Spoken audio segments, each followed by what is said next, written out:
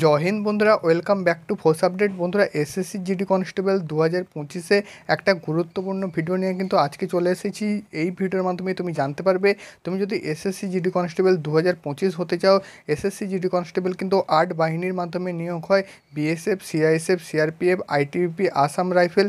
তো এই ভর্তিগুলোর জন্য তোমাদের কতটা কী প্রয়োজন, এই ভর্তির জন্য তুমি যদি সিলেকশান নিতে চাও, তার জন্য যোগ্যতা, উচ্চতা, বয়স, ওজন, রান, চেস্ট সব কিছু কিন্তু আমি তোমাদের এই ভিডিওর মাধ্যমে পুরো ডাউট ক্লিয়ার করে দেবো। এই ভিডিওর মাধ্যমে তুমি কিন্তু সমস্তটা জেনে যাবে এ টু জেড। অবশ্যই কিন্তু আমাদের ইউটিউব চ্যানেলে যদি নতুন হয়ে থাকো সাবস্ক্রাইব করবে, এরকম আপডেট ভিডিও সবার প্রথমে পেয়ে যাবে। আজকের ভিডিওটা কিন্তু আমি তোমাদের বিস্তারিত বলে দিচ্ছি। প্রথমে বন্ধুরা আমি তোমাদের কিন্তু বলে দিচ্ছি এসএসসি জিডির জন্য তোমাদের যোগ্যতা কতটা লাগে, অর্থাৎ এডুকেশন কোয়ালিফিকেশান। বন্ধুরা, এসএসসি জিডি ভর্তি শুধুমাত্র কিন্তু মাধ্যমিক পাসের মাধ্যমে তুমি কিন্তু নিতে পারবে। এখানে কিন্তু তোমাদের প্রথমেই বললাম, তোমরা কিন্তু 8 বাহিনীতে নিয়োগ হতে পারবে: BSF, CISF, CRPF, ITBP, Assam rifle এবং তার সাথে সাথে কিন্তু অন্যান্য ফোর্সগুলো আছে। টোটাল কিন্তু 8 বাহিনীতে তুমি কিন্তু এখান থেকে নিয়োগ হয়ে যাবে। ঠিক আছে, তো অবশ্যই এখানে কিন্তু তোমাদের কোনো প্রকার পার্সেন্টেজ চাওয়া হয়নি মাধ্যমিকের ওপর। শুধুমাত্র তুমি যদি 10 পাস হয়ে থাকো, মাধ্যমিক পাস হয়ে থাকো, তবেই কিন্তু তুমি এসএসসি জিডি 2025-এর জন্য আবেদন করতে পারবে। নেক্সট বন্ধুরা, এখানে আমি চলে আসি বয়সের ব্যাপারে। বয়স কিন্তু বন্ধুরা এসএসসি জিডি কনস্টেবলে শুধুমাত্র 18 থেকে 23 থাকে। 18 থেকে 23-এর পরে যদি তোমার এজ হয়ে থাকে, তুমি কিন্তু অ্যাপ্লিকেশান করতে পারবে না। 18 থেকে কিন্তু 23 শুধুমাত্র ইউআর এবং ইডাব্লিউএস ক্যান্ডিডেট জন্য। যারা কিন্তু ওবিসি আছো তাদের কিন্তু বয়স 18 থেকে 26, অর্থাৎ 3 বছরের কিন্তু ছাড় পেয়ে যাবে। এবং যারা কিন্তু এসসি এসটি আছো তারা কিন্তু 18 থেকে 28 বছর অবধি ছাড় পেয়ে যাবে। তোমার যদি 1/1/2025 হিসাবে তোমার যদি বয়স হয় 18 থেকে 23, তবে কিন্তু তুমি ইউআর ইডাব্লিউএস ক্যান্ডিডেট হয়ে থাকলে অ্যাপ্লিকেশান করতে পারবে। ওবিসি ক্যান্ডিডেট 1/1/2025-এর হিসাবে 18 থেকে 26-এর মধ্যে তোমার যদি বয়স হয় অ্যাপ্লিকেশান করতে পারবে। এবং যারা কিন্তু এসসি এসটি আছো 1/1/2025 হিসাবে 18 থেকে 28 বছরের মধ্যে তোমার যদি বয়স হয়ে থাকে অ্যাপ্লিকেশান করতে পারবে। ঠিক আছে বন্ধুরা, ভিডিওতে আগে যাওয়ার আগে তোমাদের বলে দিচ্ছি এসএসসি জিডি বেস্ট বুক, যেটা কিন্তু তোমাদের চেকসু পাবলিকেশানে এসএসসি জিডি বেস্ট বুক। এখানে তুমি কম্বো প্যাক পেয়ে যাবে, যেখানে তুমি রিজনিং, ম্যাথ, জিকে এবং হিন্দি এবং ইংলিশ সমস্ত কিন্তু বই তুমি এখান থেকে কিন্তু পেয়ে যাবে কমন। অবশ্যই কিন্তু ডেসক্রিপশানে লিঙ্ক আছে, সেখান থেকে তুমি সরাসরি কিন্তু বইটা নিতে পারবে। ভালো কিন্তু তোমাদের এজ রাখা হয় এসএসসি জিডি কনস্টেবলে। ইন্ডিয়ান আর্মির মতো নয় যে 17.5 থেকে 21, ঠিক আছে, তার থেকে কিন্তু বেশি এজ থাকে। এবং বন্ধুরা নেক্সট তোমাদের বলে দিচ্ছি এসএসসি জিডি কনস্টেবলে তোমাদের কিন্তু সিলেকশান কীভাবে হয় এবং তার সাথে সাথে কিন্তু রানিং কতটা কিলোমিটার থাকে। বন্ধুরা, সিলেকশান কিন্তু বন্ধুরা তোমাদের 3টি ধাপে হয়। প্রথমে কিন্তু কম্পিউটার বেসড এক্সামিনেশন থাকে, অর্থাৎ প্রথমে কিন্তু এক্সাম কন্ডাক্ট করা হয়। তারপর কিন্তু পিএইটি এবং পিএসটি অর্থাৎ রানিং করানো হয়, হাইট, ওয়েট, চেস্ট এগুলো মাপা হয়। তারপরে কিন্তু মেডিকেল এক্সামিনেশন, তারপরে কিন্তু ফাইনাল মেরিট লিস্ট। ঠিক আছে, সিলেকশন প্রসেস কিন্তু অনেকটাই সোজা। শুধুমাত্র কিন্তু কম্পিউটার বেসড এক্সামিনেশনে তুমি যদি পাস করতে পারো, তোমার কিন্তু 60 থেকে 70% সিলেকশন হয়ে যায়। নেক্সট বন্ধুরা, এখানে আমি তোমাদের বলে দিচ্ছি রান কতটা থাকে। রান বন্ধুরা তোমাদের মেল এবং ফিমেলদের আলাদা আলাদা থাকে। এসএসসি জিডি ভর্তি 2025-এর জন্য রান তোমাদের কিন্তু 5 কিলোমিটার রাখা হয়েছে, যেখানে কিন্তু 24 মিনিটে তুমি যদি কমপ্লিট করে দাও 5 কিলোমিটার, তাহলে কিন্তু তুমি এখানে কোয়ালিফাই করে যাবে।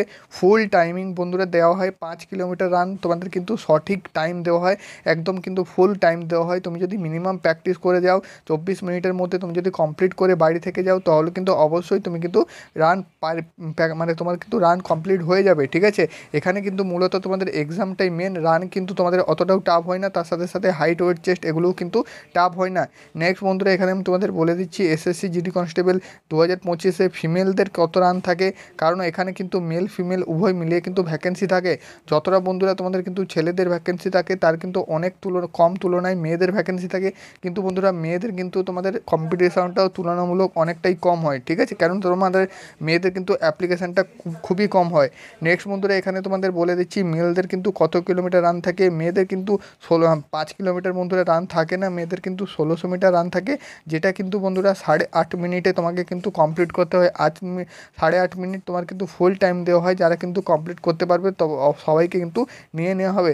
নেক্সট বন্ধুরা আমি কিন্তু তোমাদের আরও আপডেট দিয়ে দিচ্ছি, যেমনটা বন্ধুরা তোমাদের হাইট, ওয়েট এবং চেস্ট সেটাও কিন্তু আমি তোমাদের নেক্সট বন্ধুরা আমি তোমাদের বলে দিচ্ছি তোমাদের এসএসসি জিডি কনস্টেবল ভর্তি 2025-এ ওয়েট কত নেওয়া হয়। ঠিক আছে বন্ধুরা, বন্ধুরা এখানে কিন্তু তোমাদের ওয়েটের কোনো প্রকার কড়াকড়ি থাকে না, ওয়েট এবং চেস্ট এগুলোতে কিন্তু তোমাদের কোনো প্রকার কড়াকড়ি থাকে না, শুধুমাত্র হাইট যেন কিন্তু তোমাদের মিনিমাম যে হাইটটা চাওয়া হয় সেটা যেন থেকে থাকে। হাইট যদি সঠিক থাকে তাহলে কিন্তু ওজন এবং চেস্টে তোমাদের অতটাও কড়াকড়ি হয় না, এটাও কিন্তু তোমরা অনায়াসে কোয়ালিফাই করবে। তো এখানে বন্ধুরা তোমাদের হাইট ওয়েট চাওয়া হয়েছে। ওয়েট কিন্তু বন্ধুরা এসএসসি জিডি ভর্তি 2025-এ ছেলেদের অর্থাৎ ছেলেদের কিন্তু 50 কেজি প্লাস তোমার যদি ওয়েট হয়ে থাকে তুমি কিন্তু 99% কিন্তু কোয়ালিফাই করবে, এবং ফিমেলদের কিন্তু 42 থেকে 45 কেজি প্লাস তোমার যদি ওয়েট হয়ে থাকে তবেই কিন্তু তুমি কোয়ালিফাই করবে। বন্ধুরা আমি কিন্তু বলে দিচ্ছি ওয়েস্ট বেঙ্গল থেকে এসএসসি জিডি কনস্টেবলের জন্য যারা কিন্তু যাও পিইটি এবং পিএসটি অর্থাৎ ফিজিক্যালের জন্য প্রায় ছেলেদের কিন্তু 50 কেজি প্লাস ওয়েট থাকে, তো তারাই কিন্তু কোয়ালিফাই করে আসে। তো অবশ্যই তোমাকে কিন্তু ওয়েট নিয়ে টেনশন নিতে। নেক্সট বন্ধুরা আমি কিন্তু তোমাদের বলে দিচ্ছি হাইটটা কত চাওয়া হয়ে থাকে, কারণ হাইট কিন্তু বন্ধুরা সবার জন্য কিন্তু আলাদা আলাদা, কেন ও এসসি এসটি ক্যান্ডিডেট থাকে, অনেকে কিন্তু ইউআর ক্যান্ডিডেট থাকে, ওবিসি ক্যান্ডিডেট থাকে, তো সবার জন্য কিন্তু আলাদা আলাদা হাইট এখানে চাওয়া হয়ে থাকে। আমি কিন্তু ডিটেলস তোমাদের বলে দিচ্ছি।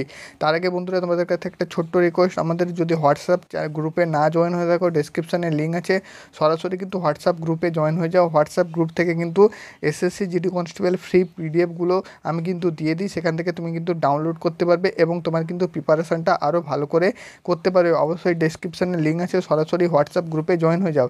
এখানে বন্ধুরা দেখতে পাচ্ছ ফিজিক্যাল স্ট্যান্ডার্ড টেস্ট অর্থাৎ পিএসটির জন্য হাইট চাওয়া হয়ে থাকে মিনিমাম কিন্তু 170 সেন্টিমিটার ইউআর ক্যান্ডিডেটদের জন্য, ঠিক আছে, ইউআর ক্যান্ডিডেটদের জন্য এবং ওবিসি ক্যান্ডিডেটের জন্য এবং ইডাব্লিউএস ক্যান্ডিডেটদের জন্য এখানে কিন্তু হাইট চাওয়া হয়ে থাকে 170 সেন্টিমিটার ছেলেদের ক্ষেত্রে, এবং মেয়েদের ক্ষেত্রে 157 সেন্টিমিটার কিন্তু এখানে চাওয়া হয়ে থাকে।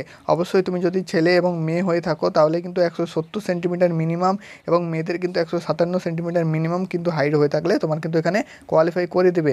এবং বন্ধুরা যারা কিন্তু এসসি ক্যান্ডিডেট আছো এবং বাকি কিন্তু আমি তোমাদের এখানে দেখিয়ে দিচ্ছি, দেখতে পাচ্ছ all candidate belong to ST, ঠিক আছে, যারা কিন্তু এসটি ক্যান্ডিডেট আছো তারা কিন্তু ছেলে হয়ে থাকলে 162 সেন্টিমিটার 162.5 সেন্টিমিটার হাইট হয়ে লাগবে, এবং তোমাদের কিন্তু মেয়ে হয়ে থাকলে 150.0 সেন্টিমিটার অর্থাৎ 150 সেন্টিমিটার কিন্তু হাইট এখানে লাগছে মেয়েদের ক্ষেত্রে, ঠিক আছে, যারা কিন্তু এসটি ক্যান্ডিডেট আছো। এবং এখানে কিন্তু দেখতে পাচ্ছ যারা কিন্তু ইআর ক্যাটাগরি থেকে বিলং করো, ঠিক আছে, ইস্টার্ন রিজন থেকে বিলং করো, নর্থ ইস্টার্ন, তারা কিন্তু এখানে দেখতে পাচ্ছ 157 সেন্টিমিটার ছেলেদের ক্ষেত্রে, মেয়েদের ক্ষেত্রে কিন্তু 147 সেন্টিমিটার 48.5 সেন্টিমিটার, ঠিক আছে।